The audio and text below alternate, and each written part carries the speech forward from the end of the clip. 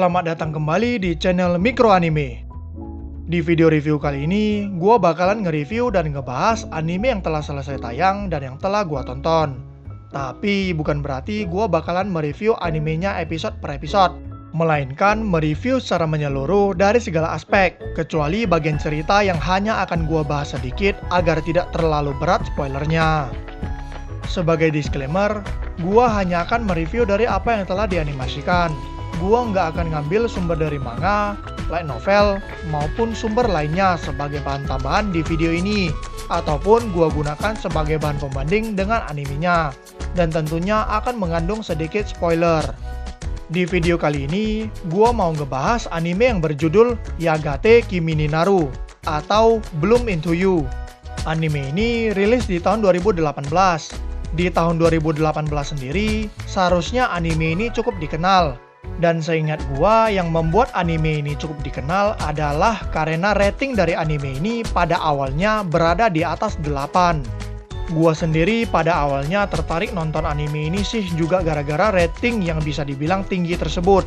Dan semoga berkat video ini, kalian jadi bisa memilih untuk menonton anime ini atau enggak. Lanjut, saat ini di MyAnimeList, anime ini memiliki rating sebesar 7,92 dan memiliki 13 episode. Anime ini digarap oleh Studio Troika. Studio Troika sendiri bisa dibilang tidaklah terkenal dan juga belum banyak menggarap anime. Namun ada 3 anime yang digarap oleh studio ini yang bisa dibilang cukup dikenal, yaitu Alt Noah Zero yang digarap bersama studio A1 Picture, Recreators, dan Lord and Meloy 2 Sei no Jikenbo Rail Zeppelin Grace Note yang merupakan spin-off dari Fate series. Untuk genre dari anime ini adalah drama, romance, school, dan shoujo ai. Serta batas usia dari anime ini adalah 13 tahun ke atas. Masuk ke bagian opening dan ending. Untuk opening dari anime ini hanya ada satu. Openingnya sendiri cukup enak untuk didengar dan gua juga cukup suka. Sedangkan untuk endingnya sendiri ada 2. Kedua endingnya pun cukup enak untuk didengar dan gua juga cukup suka. Serta kedua endingnya tersebut dinyanyikan langsung oleh seiyu dari kedua karakter utama. Masuk ke bagian visual. Visual dari anime ini sangat bagus, detail, dan indah. Detail-detail latar dari anime ini pun sangat bagus. Pencahayaan dari anime ini juga gak buat mata sakit, serta warna-warna yang digunakan juga sangat bagus. Semua itu benar-benar menambah feel gua saat menonton anime ini. Jujur aja, pada awalnya gua sendiri gak percaya anime ini digarap oleh studio yang bisa dibilang belum terkenal dan belum banyak menggarap anime. Karena menurutku visual dari anime ini adalah visual kelas atas. Dan yang gua kira itu, anime ini digarap oleh studio A1 Picture atau studio GC Staff ataupun studio production IG. Ya, gua sendiri gak mau lagi berkomentar banyak untuk visual anime ini karena gua udah puas banget dengan visual yang diberikan. Sekarang masuk ke bagian karakter. Karakter utama di anime ini ada 2, yakni yang pertama Koito Yu. Yu adalah seorang gadis yang memiliki rambut pendek berwarna coklat yang diikat kuncir 2 dan memiliki mata yang juga berwarna coklat. Yu juga adalah seorang gadis yang jujur, santai, pengertian, dapat diandalkan, dan sangat mendukung perasaan orang lain. Namun Yu juga adalah seorang gadis yang tidak bisa membuat keputusan sendiri dan selalu bimbang dalam membuat keputusan. Yang mana keputusan-keputusan yang diambil oleh Yu itu didasari oleh permintaan ataupun saran dari orang lain. Yang kedua, Nanami Touko. Touko adalah seorang gadis yang memiliki rambut hitam panjang dan memiliki mata yang berwarna abu-abu. Touko adalah kakak kelas dari Yu. Touko adalah seorang gadis yang ramah, percaya diri, mudah didekati, dan dapat diandalkan. Namun di balik itu semua, sebenarnya Touko selalu menyembunyikan semua kelemahan yang ada dari dirinya. Yang mana itu semua ditutupi dengan semua sifatnya yang tadi. Selanjutnya, gua mau ngebahas sedikit tentang seiyu dari kedua karakter utama tadi. Yang pertama, seiyu dari Koito Yu adalah Takada Yuki.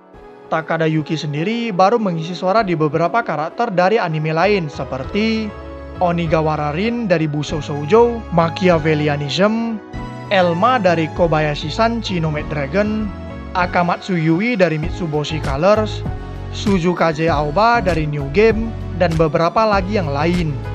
Yang kedua, seiyuu dari Nanami Toko adalah Kotobuki Minako. Kotobuki Minako sendiri telah cukup banyak mengisi suara di anime lain seperti Rick Skirt dari Berserk, Tanaka Asuka dari Hibike Euphonium, Tokugawa Sen dari Hyakkaryo-ran, Kotobuki Sumugi dari K-On!, Vivian dari Nanatsu no Taizai, Kongo Mitsuko dari Toaru Kagaku no Railgun, dan beberapa lagi yang lain. Sekarang masuk ke bagian cerita. Bercerita tentang Yu yang baru naik ke SMA 1 yang sedang bingung dan bimbang dengan keadaannya yang tidak bisa memilih untuk masuk ke klub yang mana. Sedangkan kedua temannya telah memilih untuk ikut kegiatan yang mana.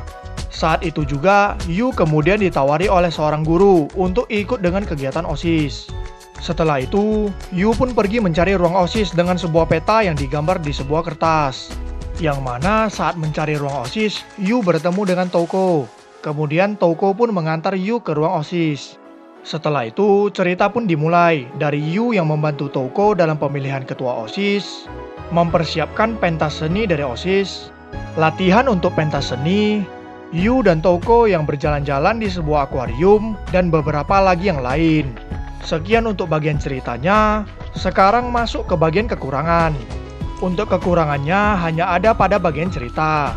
Cerita dari anime ini sendiri bukan gak bagus, tapi menurut gua cerita di anime ini terlalu mudah untuk ditebak. Memang gak semuanya mudah untuk ditebak, tapi banyak yang mudah untuk ditebak. Itu aja untuk kekurangannya. Gua sendiri gak menemukan kekurangan besar lain lagi yang ada di anime ini. Maka dari itu, menurut gua hanya bagian ceritanya lah yang benar-benar bisa dibilang menjadi kekurangan besarnya. Selain itu, kekurangan yang lain hanyalah kekurangan minor dari anime ini, sehingga gak gua katakan di video ini. Jika kalian memang penasaran dan pengen tahu kekurangan minornya, ya langsung tonton aja animenya. Terakhir, masuk ke bagian kesimpulan. Anime ini bagus banget dan enak untuk ditonton. Menurutku, anime ini juga merupakan salah satu anime dengan visual yang paling bagus dari banyaknya anime yang udah pernah aku tonton. Malahan udah bukan bagus lagi, melainkan indah. Anime ini juga gua rekomendasikan buat kalian yang sedang nyari anime shoujo ai ataupun romance.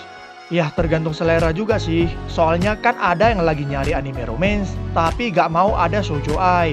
Walaupun begitu sih, gua tetap merekomendasikan buat kalian yang pengen nonton anime romance. Karena gua sendiri benar-benar mendapatkan feel dari genre romance-nya. Dan gua ngerasa kalian bakalan puas dengan anime ini jika kalian sedang nyari anime shoujo ai. Namun anime ini gak gua rekomendasikan buat kalian yang memang secara mutlak gak suka anime yang bergenre shoujo ai, ataupun gak menyukai hal-hal yang berkaitan dengan kisah percintaan antar sesama jenis, baik itu di anime maupun di dunia nyata. Ya karena kalau memang secara mutlak nggak suka yang begituan, ngapain juga maksa buat nonton. Sekedar informasi, gua gak benci anime shoujo ai, tapi gua benci anime shounen ai. Serta rating yang gua beri untuk anime ini adalah sebesar 8,5 dari 10. Sekian untuk video review kali ini. Agar channel ini bisa lebih berkembang lagi, dan jika kalian suka video ini, boleh dong di like, share, dan subscribe. Maaf kalau ada salah kata, pengucapan, maupun informasi yang kusampaikan. Jika ada perbedaan opini atau pendapat, silakan tulis dan diskusikan di kolom komentar. Terima kasih telah menonton video ini sampai habis, dan sampai bertemu di video selanjutnya. Cus!